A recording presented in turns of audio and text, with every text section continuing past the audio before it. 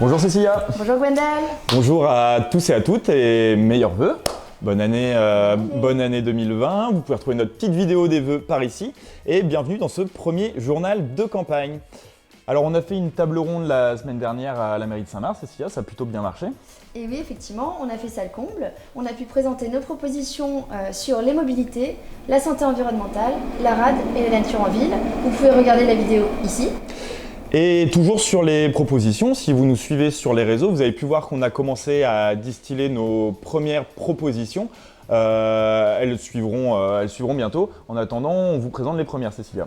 Alors pour commencer, nous nous engageons à protéger les terres naturelles avec l'objectif de stopper complètement l'artificialisation des terres.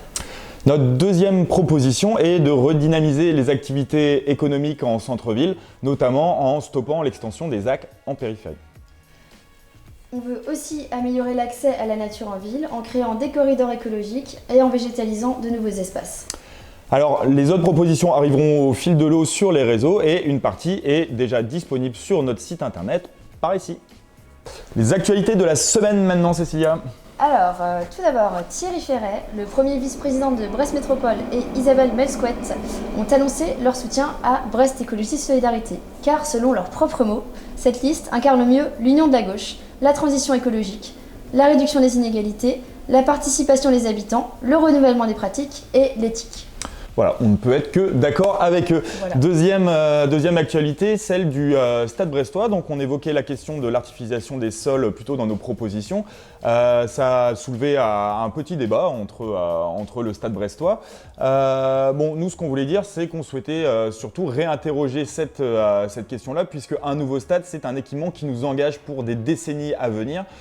S'il va au Fruitven, c'est encore un nouvel équipement qui actuellement est au cœur de la ville, qui part en périphérie. Nous, on veut lancer le débat, on veut le lancer avec le Stade brestois, bien sûr, sur la question du financement aussi de ce stade, du stade actuel aussi, de voir comment on pourrait envisager un renouvellement de Le Blé, aborder la question avec les riverains et aborder la question avec les supporters. Alors une autre actu, la proposition d'Emago, la dernière du candidat En Marche Marc Cotanea, c'est de supprimer l'API, c'est la petite voiture électrique qui facilite la verbalisation des véhicules en stationnement gênant en ville et qui permet de libérer la place aux piétons, aux personnes à mobilité réduite, aux poussettes notamment. Et cette voiture serait supprimée selon Cotanea au profit d'une police municipale armée qui aurait cette fonction. Alors ce serait plus cher et ce serait moins efficace. Voilà, donc c'est des magots.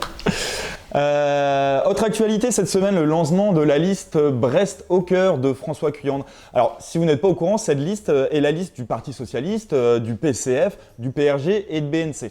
Alors, on vous dit ça parce qu'on voit leur logo nulle part, c'est sûrement un oubli, mais en tous les cas, on vous met un petit article par ici sur toutes ces listes justement qui oublient de mettre leur logo.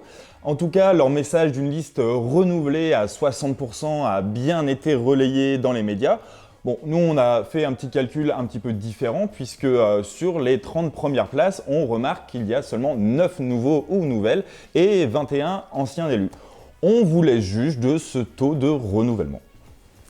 Alors, une actualité plus triste, malheureusement, mercredi, peu avant midi, un incendie s'est déclaré dans un immeuble de 15 étages dans le quartier de Kéréderne. Donc nous avons une pensée pour tous les habitants qui ont pu être touchés par ce drame. Et on termine avec un constat tragique qui se répète hélas chaque année. On a eu les chiffres en 2019 en Bretagne, ce sont 17 femmes et 12 enfants qui sont morts sous les coups de leur conjoint ou de leur père. C'est l'occasion pour nous de rappeler que Brest Écologie Solidarité s'engage à ce qu'à Brest, il y ait un lieu où ces femmes et ces enfants puissent être mis à l'abri. On passe maintenant à nos prochains événements, Cécilia. Alors, à venir, une table ronde sur le thème « Pour une ville démocratique et exemplaire » avec Daniel Cueff, ce vendredi à 18h15 à la Maison pour tous du Balyre. Ensuite, ce jeudi à 18h, on vous donne rendez-vous chez Elaine au Cottage pour notre séance hebdomadaire de mobilisation pour notre campagne. Donc si vous avez du temps, si vous voulez nous aider pour le collage, pour le porte-à-porte, pour le tractage, pour d'autres choses, d'autres compétences que vous souhaitez mettre au service de la campagne, n'hésitez pas à nous rejoindre. C'est donc à 18h ce jeudi au Cottage. Alors, d'autres occasions pour venir échanger avec nous au local, au 231 bis au Jaurès, c'est le samedi midi avec notre traditionnel déjeuner ouvert à tous les sympathisants. Et le local est également ouvert tous les après-midi. Donc Marie, ma collègue et moi-même vous accueillons si vous souhaitez passer, discuter ou nous donner des idées. Voilà, merci Cécilia. Merci. Et merci à tous et à toutes. Et on se revoit la semaine prochaine. Canavo. Au revoir.